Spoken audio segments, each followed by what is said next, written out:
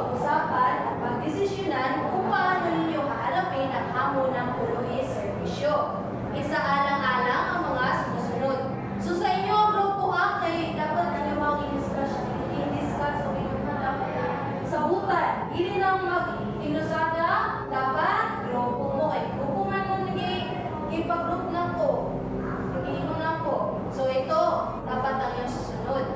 Ang iyong sundin. Ano ang iyong mga pangunahing alalahanin at problema sa pagpatupad ng pulubi serbisyo?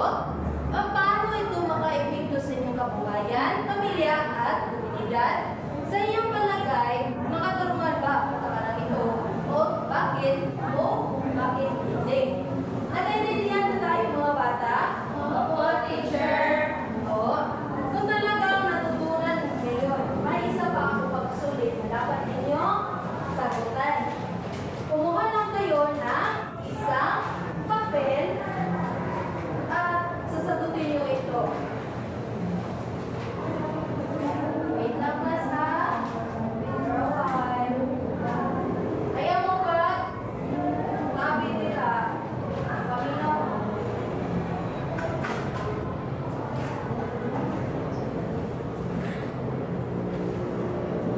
Ganun ang tinlog-tinlog mo na.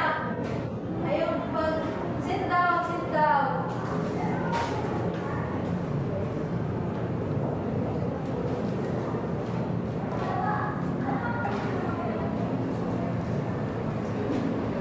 Pag-ipasa mo ang class. Una, Mga Espanyol sa pagpapagpapad ng pulubi serbisyo. Ikalawa, sino ang mga direktor at ng pagtatarang ito? Paano sila nakagawa? Pangatlo, Ano ang mga uri ng gawain pinagagawa sa ilalim ng pulubi serbisyo? at panghuli, Kung kayo ay nabuhay sa panahong iyon, ano ang iyong magiging reaksyon sa kataparang ito? asa kanina isuwat? Sa iyong pakinggan. Very good. Tapos na ba kayo may yung pagsusulit mga bata? Opo, teacher.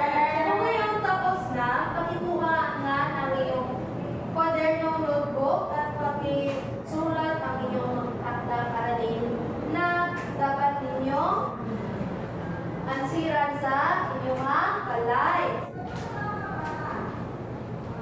Wait lang class ha.